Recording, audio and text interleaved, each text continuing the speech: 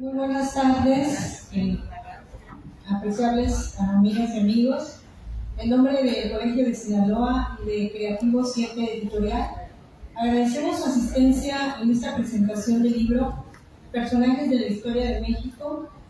Les comento que esta actividad forma parte de la agenda académica que los integrantes del Consejo Directivo de este organismo colegiado estarán realizando durante esta semana de noviembre en diversas instituciones académicas y culturales, tanto de Culiacán como de otros municipios, actividad que se suma también al ciclo de programas con C de Ciencia, que es coordinada y dirigida para jóvenes de preparatoria, Ciencia en Directo coordinada con la UNAM para el nivel de licenciatura, además de la cátedra en creación literaria que imparte el escritor José Ángel Leiva en este recinto. Ellos tuvieron que salir hace rato precisamente para no estorbar con esta actividad. Por lo que me complace presentar a los compiladores de esta obra y quienes han venido colaborando de forma muy estrecha para contribuir con este tipo de publicaciones que ayudan en la construcción de una memoria histórica entre los lectores. Me refiero, por supuesto, al maestro José Ángel Pescador Osuna, miembro de este organismo, así como el maestro Nicolás Vidal Soto de Creativo 7 Editorial. Bienvenidos. Les quiero comentar también que la actividad estará siendo transmitida en directo a través de la plataforma de Facebook y de forma diferida también estará en el canal de YouTube del Colegio de Sinaloa. Pues muchísimas gracias a todos los colegas del sector educativo que están acompañándonos, tantos amigos. De forma muy particular nos acompaña también el jefe de la licenciatura en preescolar de la Escuela Normal de Sinaloa, el profesor Jesús Antonio Monge Valles, en representación de su director, el profesor Miguel Chávez Pérez. Bienvenido.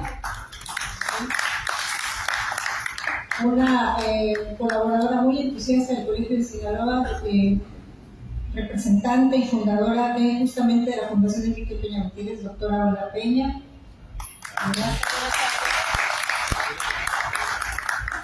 Desde luego un gran amigo, el ingeniero Borbón, que aquí nos acompaña, el ingeniero. Pues dejo con ustedes a nuestros compiladores de esta obra. Adelante, maestro. Muy buenas tardes. En primer lugar, profundamente agradecidos aquí en el Colegio de Sinaloa. Soy uno de sus integrantes, lo hago también a nombre de mi compañero compilador Nicolás Vidales, porque estén presentes hoy en un día tan difícil para llegar aquí al colegio. Estoy hospedado en el Hotel Lucerna y tardé 50 minutos en poder llegar aquí. Porque no tenemos la verdadera vocación para transitar en Culiacán, porque sí cada vez más bonita la ciudad. Entonces, muy agradecidos porque hayan estado presentes. Me da mucho gusto que haya acompañado, presentado a algunas personas, mi compañera Trinidad, pero también se faltó mencionar aquí a Gordon Grande.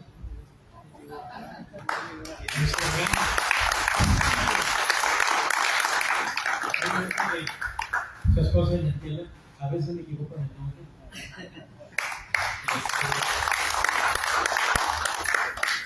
Y yo creo que yo puedo mencionar a casi todos por su nombre. Está Mario Niebla, su muy distinguida esposa, está Sergio Rosco, está Carlos Félix, y están los compañeros de la Normal, que me honra mucho que estén presentes, sobre todo por las experiencias que vivimos, algunas en 1965, cuando fuimos a un seminario de enseñanza de las ciencias modernas y las matemáticas en Estados Unidos. Yo Molina, y bueno, en ausencia, porque me mandó a saludar en la mañana Antonio Zazueta, y nos falta alguien más, pero está también otro compañero del Instituto de Evaluación. Me da mucho gusto ver a todos los amigos. Santiago Zúñiga, que ya a sus agradecidos por su hijo. Ahorita ya le presentaron a mi compañera Indra de trabajo en Milinea, que es muy elegante hoy. Y ya presentaron a los distinguidos visitantes. Está Guillermo Castro Galde, también, que ya he presentado yo a sus amigos. Bueno, pues muchas gracias. Me acabo de saludar a una persona que lo ofendí, porque le dije que hiciera antropólogo, me dijo, no soy historiador. ¿Dónde está? En Castillo. Acá está. Muy distinto, tuvimos varias colaboraciones con el colegio y cada vez tiene mayor firmeza todo lo que es la antropología de historia en nuestro estado. Bueno, vamos a hacer la presentación breve en dos etapas. La primera, yo le pedí a Nicolás que la planteara porque es muy importante para todos nosotros. Se refiere a la enseñanza de la historia en Sinaloa, porque él tiene la tesis de que no se enseña suficiente historia o no está perfectamente distribuida en el currículo. Y yo tengo la versión de que a nivel de la preparatoria, a nivel del bachillerato, hay buenos textos de historia de México, sobre todo la historia de México, no la universal, porque los he visto y me recuerda a mí los viejos textos que utilizamos en la normal, sobre todo de Augusto Sierra, que fue el clásico, creo que a Diego le tocó igual que a mí, y también los de Guillermo Carlos en Historia Universal. ¿De acuerdo? Vale. Entonces, Nicolás va a hacer una presentación inicial sobre qué ha pasado con la enseñanza de la historia en Sinaloa, especialmente a nivel de educación básica. Ya ven que ahora la obligatoria comprende preescolar, primaria, secundaria y bachillerato. Bueno, ya la obligatoria comprende hasta la universidad.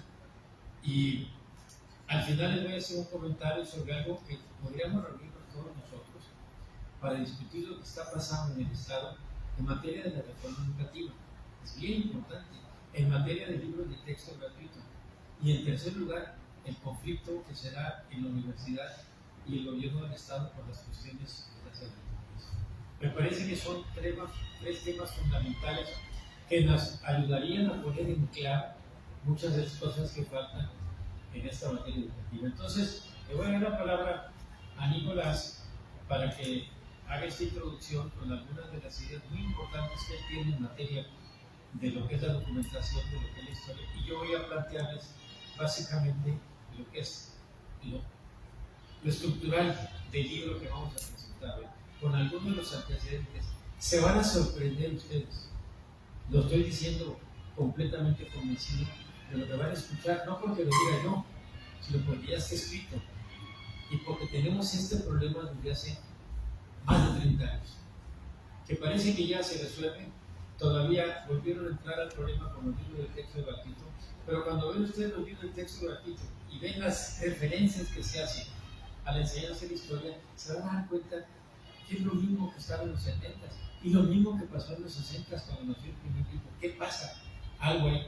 Entonces, Nicolás, te doy la palabra, luego hablo yo y después vemos si hay preguntas y respuestas. Vamos a tratar de terminar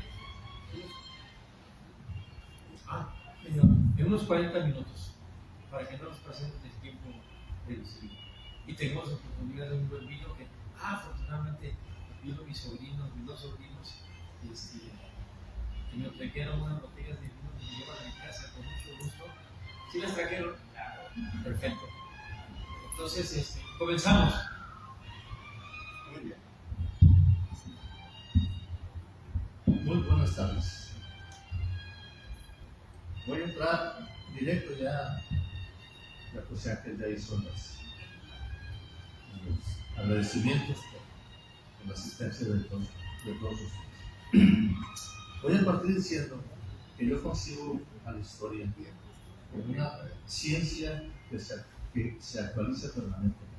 El presente es una actualización permanente de la historia. Y desde luego, todos los actos del pasado tienen consecuencias. Definitivamente. No podemos entender el momento que estamos viviendo sin considerar los acuerdos o las decisiones que se tomaron en el pasado.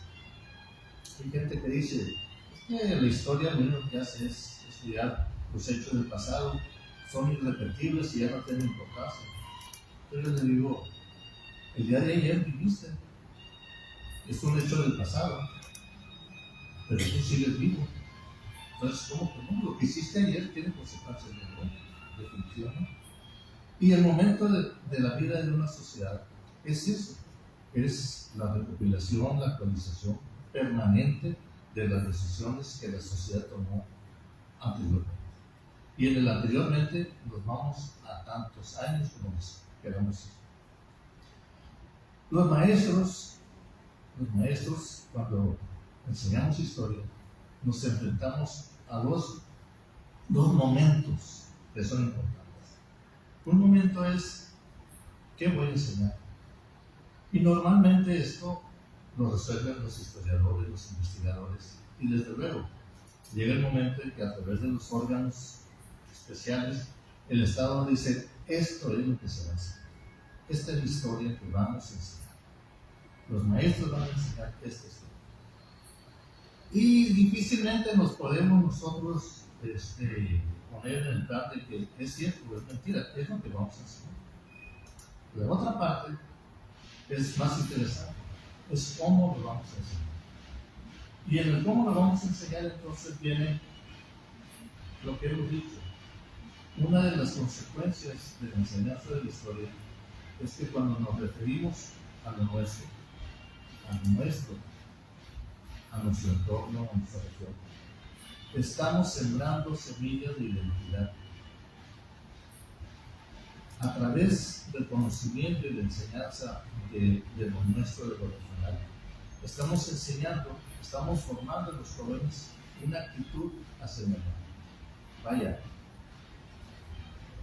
si somos capaces de enamorar a nuestros alumnos porque estamos viviendo en un gran estado y con una gran historia, definitivamente que nuestros alumnos van a pensar hacia el mañana en que pueden convertirse en hombres y mujeres positivos. Nosotros los maestros formamos ciudadanos, sentamos las bases para la formación de los ciudadanos. Eso es lo que hacemos. Y en ese sentido, tenemos que pensar en cómo enseñar esto. Como lo dicen, en otro sentido, cómo acercar a la gente a la lectura, cómo enseñar a los jóvenes, a los niños a la lectura. Bueno, para ninguno de los que estamos aquí es un secreto. Nosotros en tercer año de primaria estudiamos en el municipio. En una forma muy natural, en cuarto año conocíamos. En tercer año estudiamos el Estado, en el cuarto año estudiamos la República. Había que hacer el mapa con todos los estados, las capitales. En quinto año estudiábamos el continente americano con los países, y en sexto año el mundo. Y aquellos trabajos que hacíamos nos permitían en un momento dado ubicarnos en dónde estábamos nosotros situados. Los sinaloenses, donde estamos situados en la República, y la República en el continente, y el continente en el mundo. Esa es una forma de enseñar la historia. Yo creo que nos hizo falta un poquito más. Lo que podemos llamar, lo que sugerimos, tenemos que enraizar a los jóvenes en nuestro territorio. Hemos propuesto, voy a decirles, durante 20 años participamos en un diplomado histórico de Sinaloa que nos permitió conocer y a todos los municipios del estado. Los compañeros con quienes nos reuníamos allá creían que nosotros les íbamos a enseñar. La verdad es que no es cierto, nosotros íbamos a aprender de ellos, íbamos a aprender de su región. Y en ese ir a sus regiones nos dimos cuenta que había en cada región una particularidad que valía la pena estudiar y conocer. Y ese conjunto de particularidades finalmente nos permitió tener una idea de lo que es Sinaloa. Podemos pensar que fue más lo que aprendimos que lo que les enseñamos.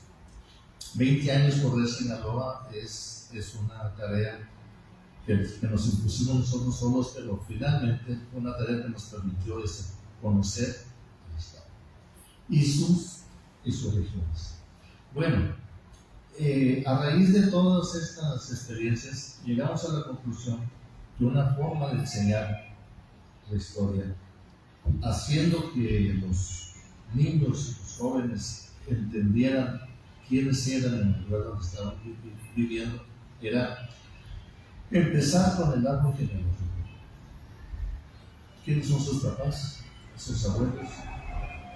Llevarlos un poquito más allá, que conocieran la vida de sus abuelos y se iban a encontrar, como fue el caso, que algunos de ellos participaron en la revolución, otros fueron líderes campesinos, otros participaron en la formación de los ejidos, vaya, otros colaboraron en la campaña para introducir la luz eléctrica o algún servicio, pero esto a ese niño lo amarraba al pasado de su gente, por decir, lo enraizaba en la región.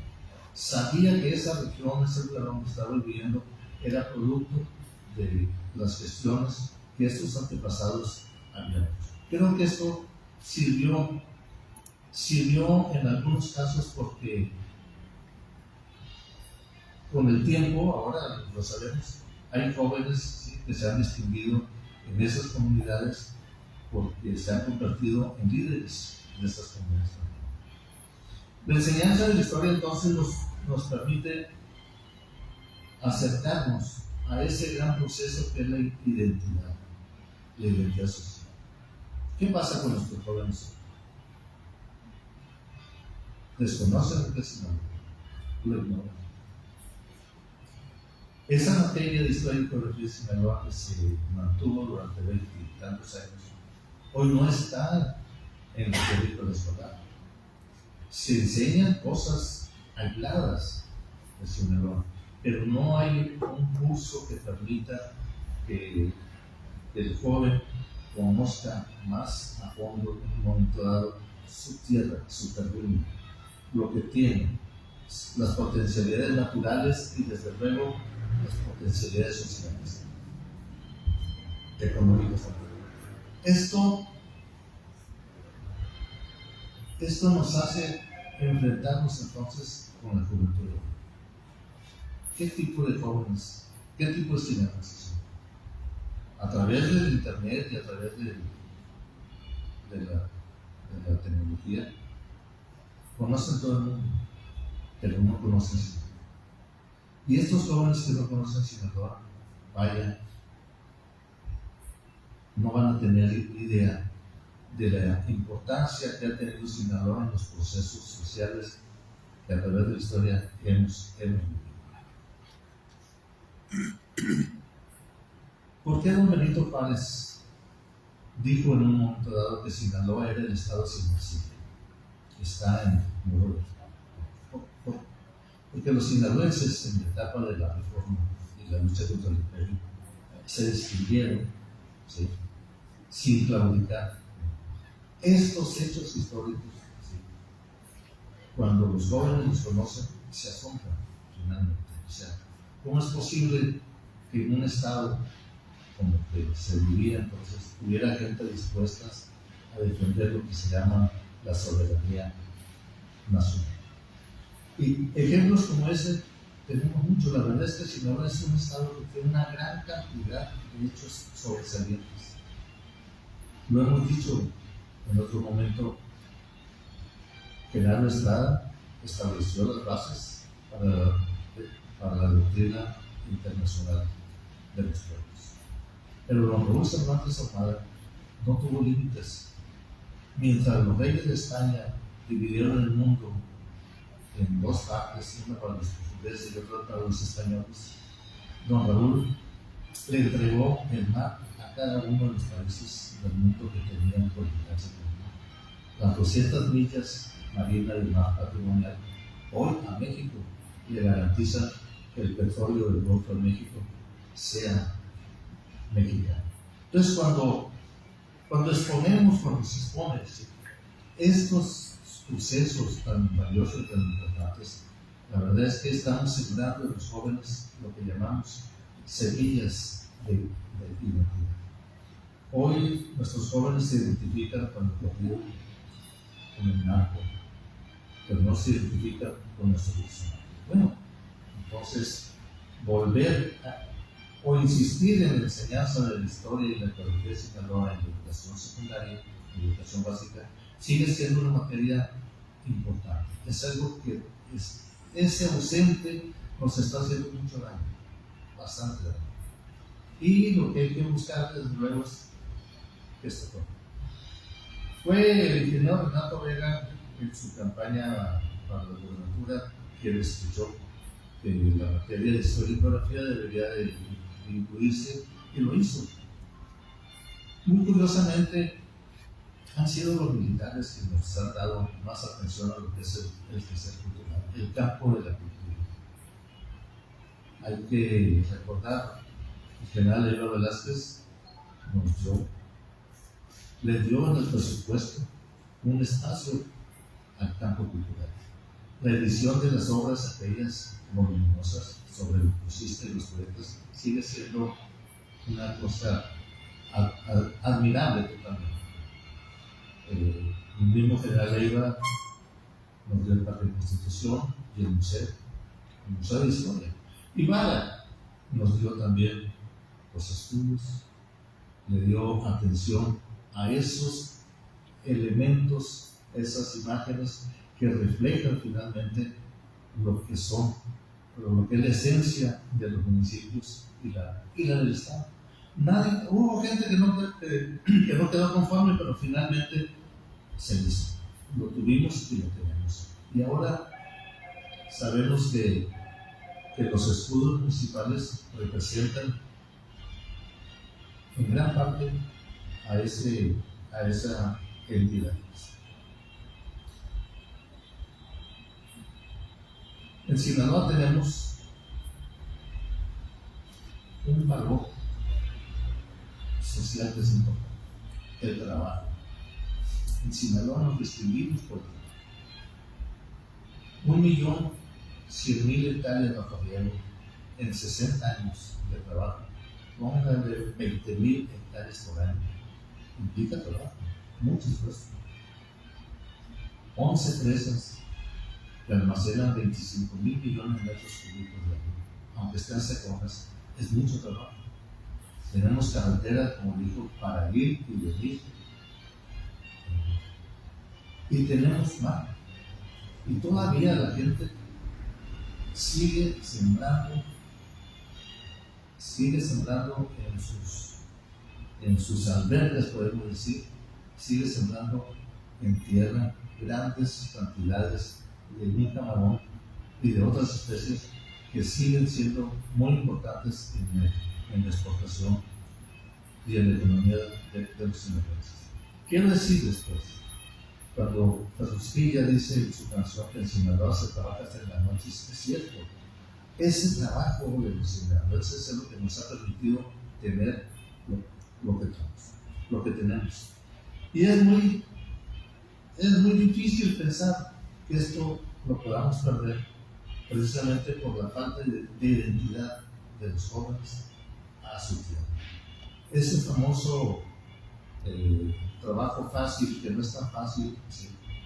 Que es muy difícil finalmente, o sea, es uno de los peores enemigos que tenemos en la juventud. Los jóvenes han sido impactados por los corridos, por estos falsos héroes, y se han ido, muchos de ellos, los ríos de sangre o los charcos de sangre que hemos visto en los periódicos son incuantificables. Por eso es que insistimos, la enseñanza de la historia y la arqueología de Sinaloa en particular es un elemento que nos permite llevarle a los jóvenes esas nociones, esas semillas de identidad que les permitan convertirse en hombres y mujeres, en ciudadanos sanos, trabajadores, responsables. Vaya, si no tienen una referencia, fácilmente el narcotráfico ha echado buena mano en ellos.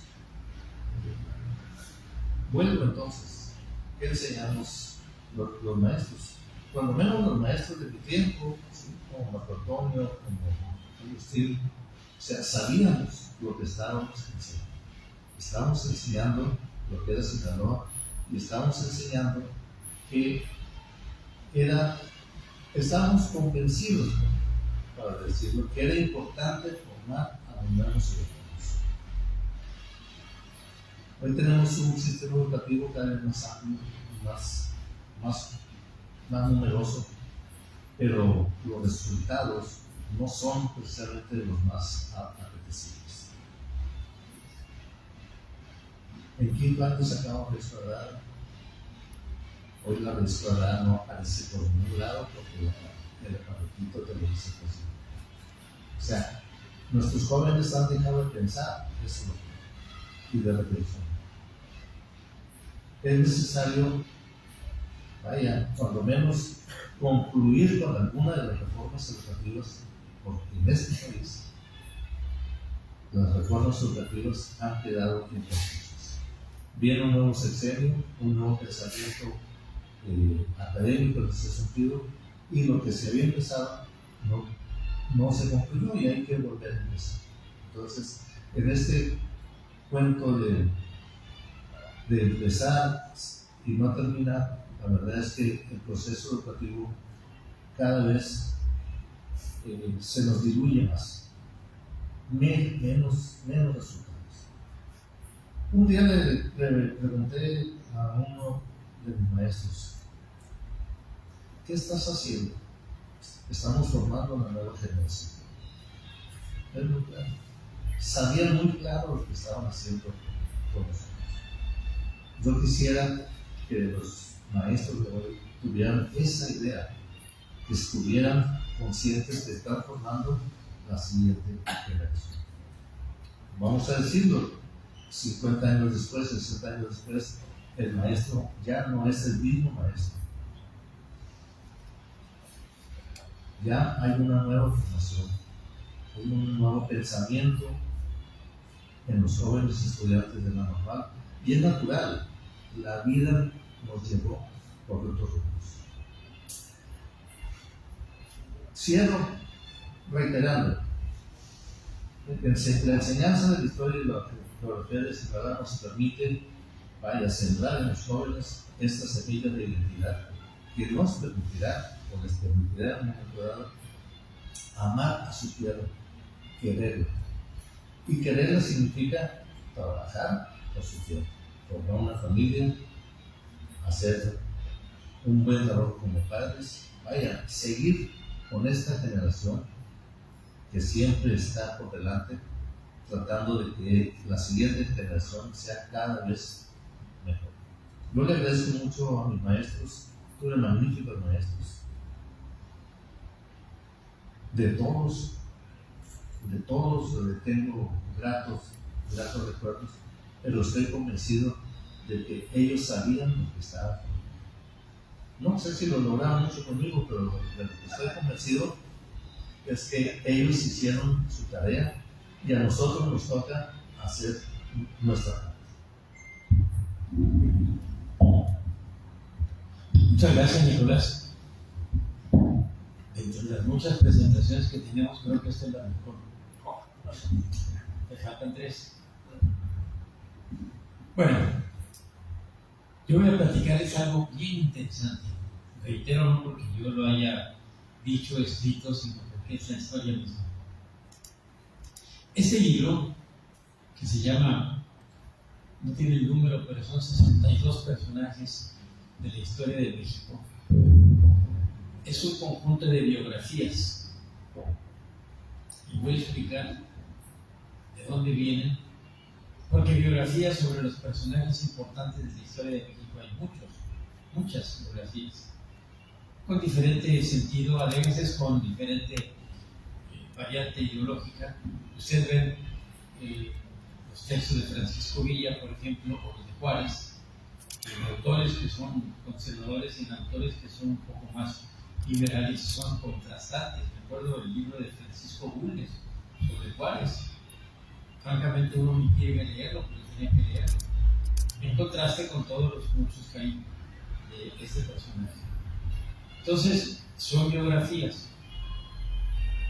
pero biografías muy bien escritas. Nosotros no las escribimos, nosotros hicimos la compilación de otros materiales, pero les puedo decir, habiendo conocido a los 15 o 20 autores que se reunieron para discutir el contenido de cada biografía, que eran los mejores de México en su momento, en la historia de México. Mencionamos 3 en la presentación, porque son los que estuvieron como directamente responsables: Enrique Flores Cano, muy importante, Álvaro Matute, que ya falleció, lamentablemente, y el maestro Raúl Bolaños Martínez. Algunos de ustedes conocieron a Raúl Bolaños, el gran maestro del Tribunal Superior de México.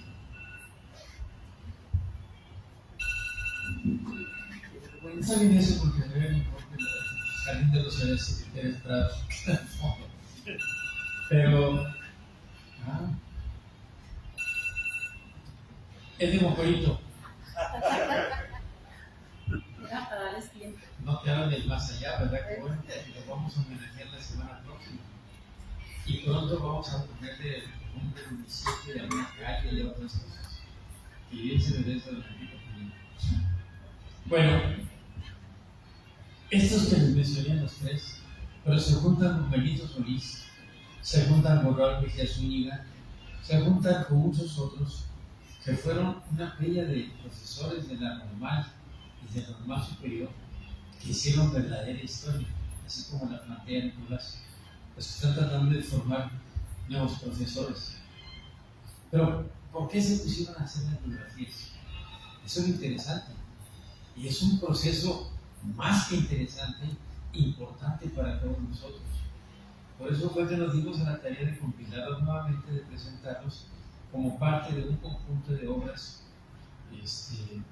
que para nosotros es importante que se conozcan por todo mexicano medianamente ilustrado. Están muy digeribles, muy bien escritas, en pocas páginas. Calculando el precio, si el libro vale 150 pesos a la peso cada página. Pero una página escrita, ustedes con Javier García Diego, que fue director del Instituto de Estudios Históricos, que fue director del Colegio de México, o de Álvaro Matute, el padre y patriarca de los historiadores de la Universidad Nacional, pues sí vale la pena. Eso es lo que lo hace valioso. Nicolás y yo hemos trabajado juntos durante varios años, desde que iniciamos las publicaciones, las ediciones, las conferencias, las invitaciones para lo que fue la celebración de la conmemoración de la independencia y la conmemoración de la revolución, 100 y 200 años respectivamente.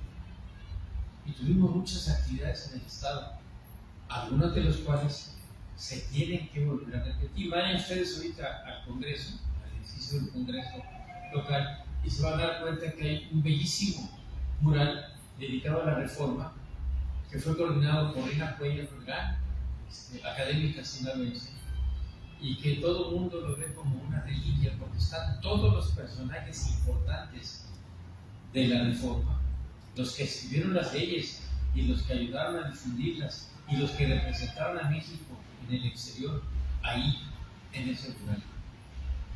Pocos como ese, pero muy pocos que tengan unas biografías tan concisas, sintéticas y explicables como las que aparecen en el libro. No aparecen todos. Básicamente los de las leyes de reforma. Ahora viene de todavía hace falta que las reuniones se acostumbren que los celulares estén apagados, ¿no? O no cargándose para que no se pierda la señal. Bueno, pero ahí les va lo mejor. En 1982, finales del 82, el presidente de la República, nada menos, acuérdense quién era presidente, el presidente actual, Andrés Manuel López Obrador, lo cita en cada una de las mañaneras, Carlos Salinas de Gortari, presentó un libro a toda la opinión pública, desde Los Pinos. Me tocó ser testigo presencial, aunque además era funcionario de la Secretaría, y ese libro se llamó La Nueva Historia de México, para los alumnos de cuarto, quinto y sexto. los 3 grados. ¿Por qué?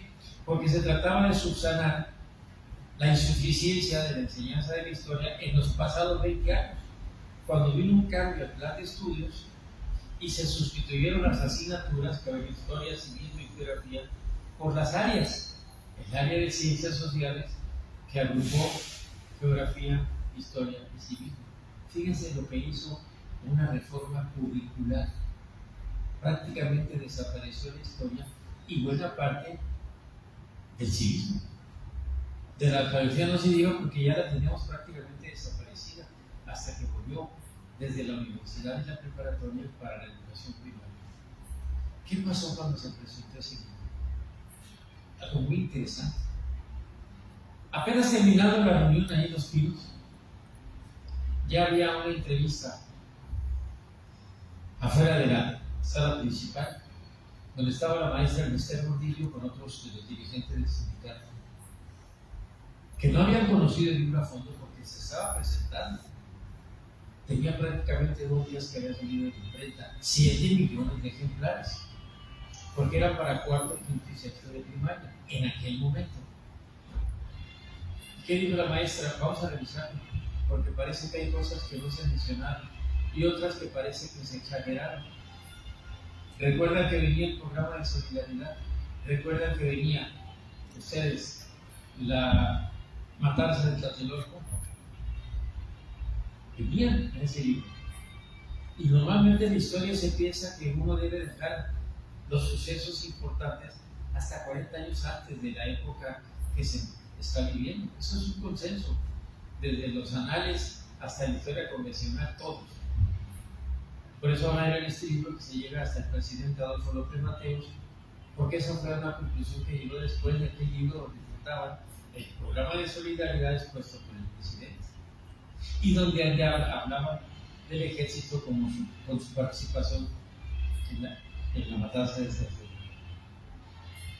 Debo decirles que a partir de ese momento, al día siguiente, es el mes de finales de agosto, principios de septiembre del 82, comenzó un conjunto de articulistas, editorialistas, periodistas a escribir notas sobre ese libro que llenan 10 volúmenes. Tú tienes uno que no me lo trajiste. 10 volúmenes encuadernados de todas las notas editoriales que se escribieron. 85%, 90% en contra del libro. En contra. No nada más por lo que acabo de mencionar. Ahí estaba yo, como dicen algunos de los compañeros de aquí de Culiacán, ahí estaba yo cuando van aquí al, ¿cómo se llama el bar que estábamos? Te gusta mucho a ti ahí por el Vallavito, ahí estaba yo. Bueno, imagínense, 85% de todas las notas periodistas, editoriales, programas de televisión, síntesis, que se habían escrito o difundido hasta el momento. Pues tenemos la colección completa. Esto sí era muy peligroso, pero en aquel momento no nos dábamos cuenta, excepto que la gente empezó a solicitar que ese libro desapareciera. ¿Y saben qué? Cuando la sociedad, cuando el gobierno escucha a la sociedad, se hace caso. Cuando no lo escuchan, no, desapareció el libro y fueron destruidos 7 millones de ejemplares en una decisión muy fuerte, pero no era por lo que acabo de mencionar, sino porque además los historiadores convencionales querían que apareciera el Pípila, y el Pípila no aparecía, ni su hazaña de llevar la loza y quemar la lóndiga de granaditas, que cada que va al Festival Cervantino me acuerdo que el Pípila sería esto. Ahí es el acto principal de inauguración y de clausura del Festival Cervantino, que lleva ya 41 ediciones. Pero tampoco aparecía Narciso Mendoza, el niño artillero que jugó un papel importante en el rompimiento del sitio de Cuautla. Bueno, pues ahí no puede pasar. Y los niños héroes menos. Se habla únicamente de un conjunto de jóvenes inquietos que habían defendido, pero los nombres de Juan Escutia, Juan de la Barrera y todos los demás no aparecían. Eso fue más que suficiente para que el enojo llegara a pedir la desaparición de los libros y se hizo. Ahora, agréguenle a esto que tenía errores, como todo libro, en este libro van a encontrar errores, tipográficos, un acento, etcétera, pero eso es, como dijo Humberto Eco, no hay libros sin error. No hay libros sin error. Y en la mera portada de uno de sus libros apareció un error hace como 30 años. Bueno, entonces, pues prácticamente estaba tomada la decisión. Pero aún sabiendo escuchar, se pudo organizar una consulta nacional que cubrió a todos los consejos técnicos de la República. Había ya un establecido en cada estado de la República. A mí me había tocado inaugurar el Consejo Estatal Técnico en Sinaloa, en el nuevo edificio de la Secretaría, que ahora ya se volvió obsoleto y totalmente insuficiente. Pero en aquel momento, pues era una belleza, esas pirámides que diseñó para toda la República, nada menos que el Teodoro González de León, el gran arquitecto miembro del Colegio Nacional, junto con su compañero Sabuloso, los dos grandes arquitectos de México, junto con Luis Barragán y otros más, no son los únicos, por estos dos, por eso sobresalientes, porque toda la obra la dejaron a lo largo de la República Mexicana. Las pirámides de los edificios de la Secretaría, así como los museos y otras reliquias que todavía se conservan. Entonces, ¿qué pasó? Se hizo la consulta. Pues resulta que de todos los 32 consejos técnicos también tenemos la memoria completa, no la tengo, yo luego se la facilito a Nicolás con la petición de que probablemente me lo regrese, porque ya me desacompleté la de los 12 tomos, los artículos, porque ahí están las ponencias que presentaron a través de los gobernadores y los secretarios de educación, los maestros. A los maestros a que estamos muy mal acostumbrados a no consultar con la seriedad que se debe, pero que cuando consultan con la seriedad de vida son los grandes educadores, no maestros, educadores. Pero eso será materia de otra plática cuando tengamos la posibilidad de discutir la reforma educativa actual. Y ahí está el cambio. ¿Qué se tuvo que hacer? Cuando hay prisa, nos vamos a correr. Y si corres cada vez como los campeones olímpicos, llegas más rápido y en primer lugar sacas la medalla de oro. Se convocó un grupo de historiadores. Fíjense del año que estoy hablando, 1982. Ya don Luis González era el gran maestro de historia del Colegio de México. Y muchos de los que mencioné ya formaban parte del Colegio Nacional, nuestro máximo órgano académico, que no tiene más de 40 miembros, entre hombres y mujeres, representando la cultura, entre los cuales están muchos de ustedes ya conocen. Se reúnen, pero también invitamos a los maestros que habían trabajado en los consejos técnicos, en los estados. Los juntamos, y le digo los porque quien lo hizo fue su servidor, reuniéndolos y pidiéndoles que nos ayudara a resolver el problema tan grave que se había suscitado con todas las notas que se habían publicado y las consultas que habían recibido. Orden presidencial, que se encargue alguien de revisar esto, que integre y que corrija todos los errores. Bueno, hay errores tan elementales como el de hablar de la muerte de Morelos. Ustedes saben que murió en 1815, en diciembre. Pero el error que se fue era que había muerto en diciembre de 1816. Entonces todo el mundo dijo, duró un año en convalecencia, un año de agonía. Ahí se quedaron titulares de los periódicos, de todos los periódicos de México, uno que otro que a veces trataba de matizar un poco, pero esa era la verdadera esencia de la crítica. Entonces los profesores que invitamos de la Nacional de Maestros y de Normal Superior tenían una visión que sí era necesario rescatar estos personajes, como muchos otros. Se habían quitado las clases tradicionales. Y yo cada que voy al Congreso de la Unión y viera la patria es primero, ustedes saben que esa frase es de Vicente Guerrero. La patria primero frente a muchas otras cosas que se podían realizar. Y como esas había varias. Bueno, ahí están. Claro, la polémica se suscitó luego después, porque cuando vino la tarea de identificar a quién había sido el verdadero consumador de la independencia de Guerrero, como tú pides, se dio un conflicto que duró bastantes años, que afortunadamente quedó superado por una decisión presidencial. Y Vicente Guerrero triunfó, y Vicente Iturbide quedó como el emperador que nunca debió haber sido emperador. Pero él no cometió un error. Vicente Guerrero se basó en la Constitución de Cádiz, y por eso se autonombró emperador. Duró poco tiempo, pero estaba en los libros de textos tradicionales. Entonces, ese año es el parteaguas, es el año del conflicto que se da entre las corrientes de los historiadores que se han formado en México. Los historiadores tradicionales que respetan los personajes, los héroes, las frases, las hazañas, los episodios, su familia, etc. Esta es la historia de bronce que le llaman, porque vayan a Paseo de la Reforma en México y está lleno de estatuas de bronce. Todos los personajes de la Reforma. Ahí están.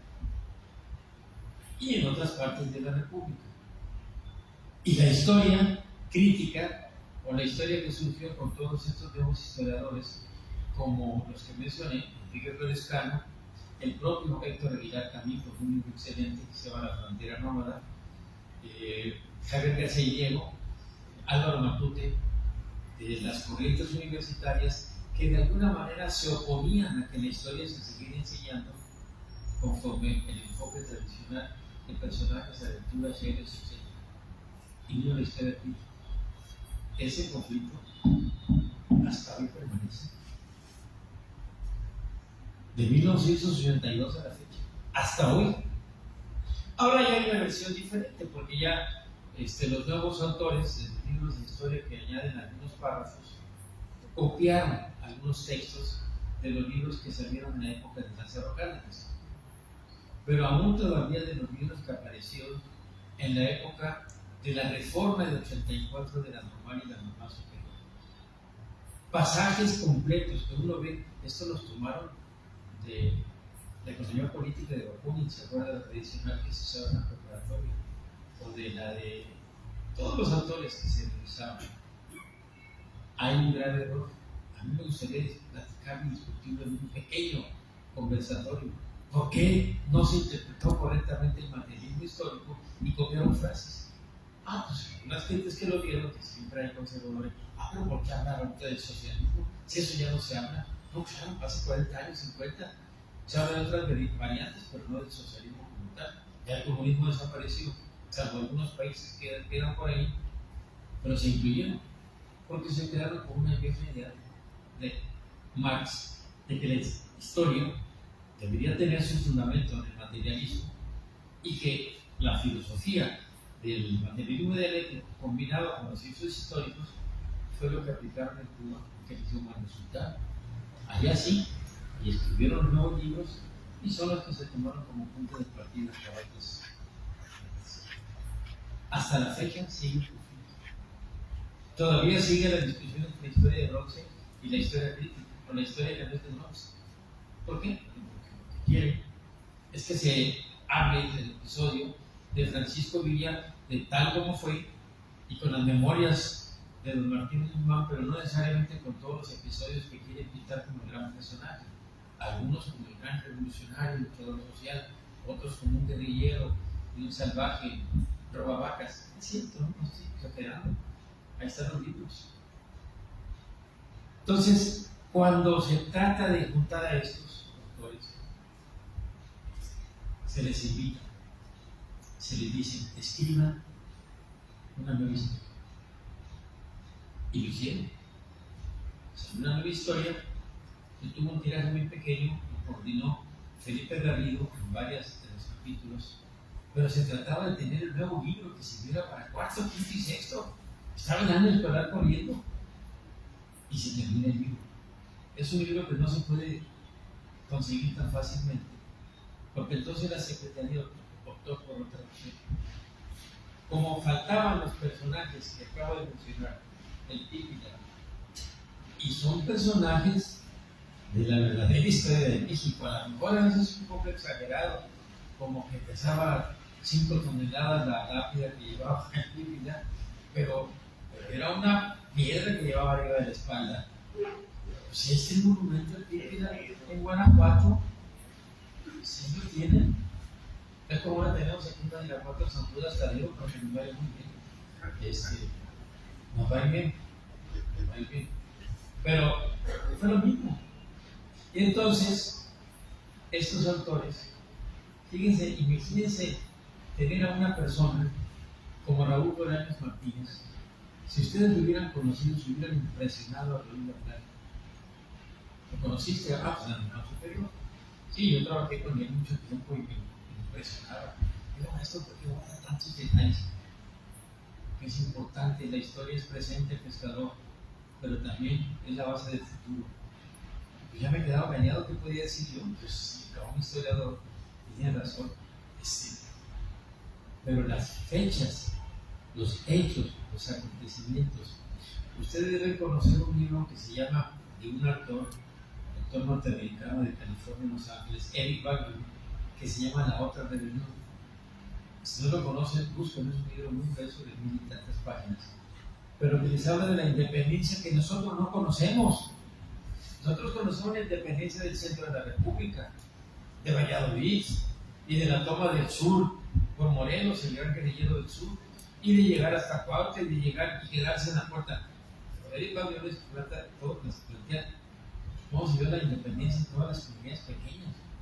Aquí lo más lejano que tuvimos fue cerca de Cosarán. Alejo García Conde se llama, el único nombre, la única escuela que lleva el nombre de Alejo García Conde, y si no lo conocen, vale la pena. Está aquí en la entrada de Cosarán, de la carretera Cosarán. Es un preescolar, Alejo García Conde, porque fue de los pocos que se enfrentó cuando venía el enviado de Hidalgo González Hermosillo, a Sinaloa, que se regresó prácticamente de ahí.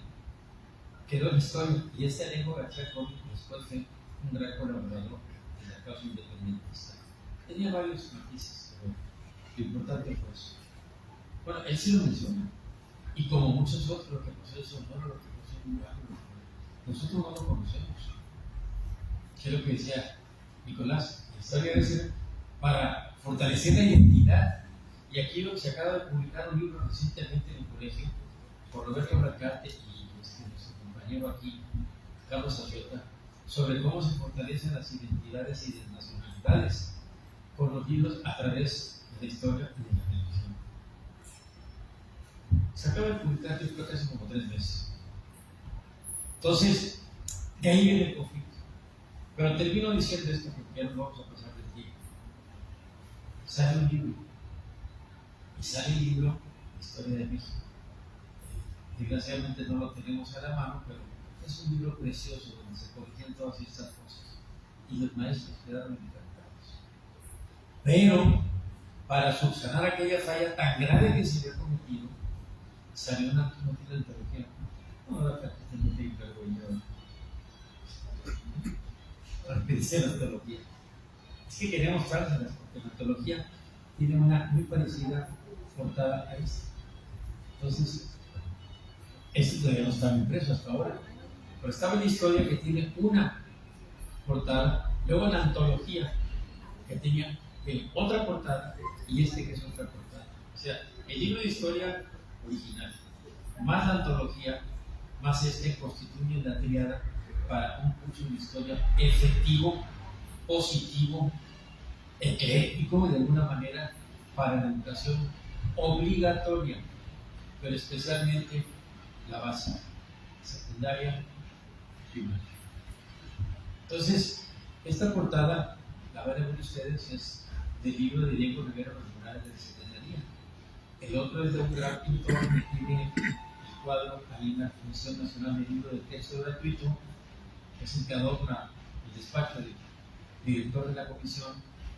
Y el otro era el de la maestra, el tradicional también mural de Diego Rivera en los murales de la Secretaría, bellísimo, donde está la maestra. Aquí se ve la maestra todavía a la distancia y en el otro se ve enseñando.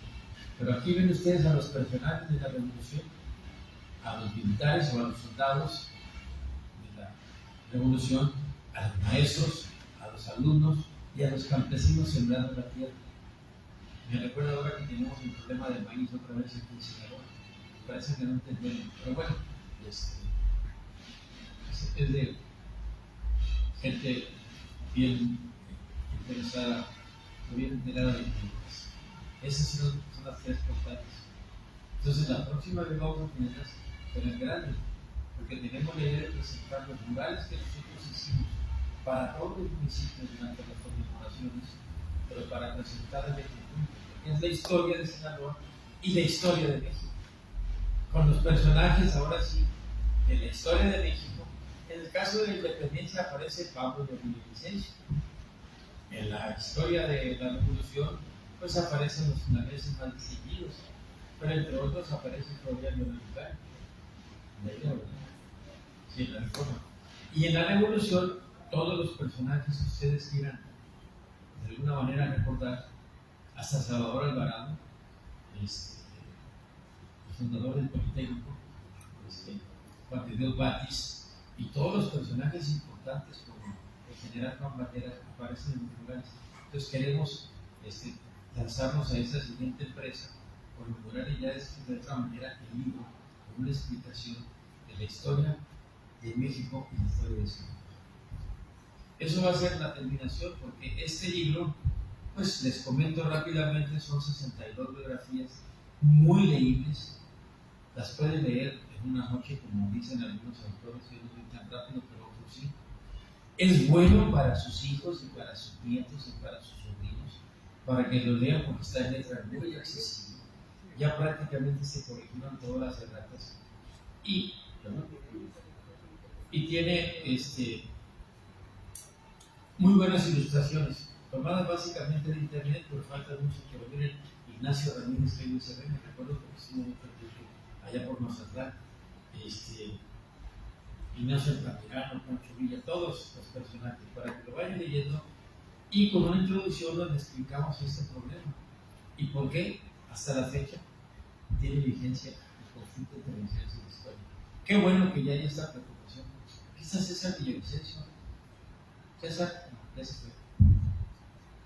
Bueno, estaba César Villavicencio, es un amigo también aquí del departamento técnico de la Secretaría de Educación Pública, que hace mucho tiempo platicamos sobre eso. Entonces, quiero insistir que vuelvan especialmente sobre esa preocupación y que se le dé la importancia que requiere. Miren, les voy a mencionar dos personajes, nada más para que no se termine. ¿Conocen a Felipe Bachón? Pocos. Un indígena revolucionario allá en Los Mochis. Bueno, no, las personas de Los Mochis no son muchos los que lo conocen, porque acabo de leer una biografía de él que escribió don Roberto Valderrama en su libro. O otro de los personajes, Antonio López de Santa Anna.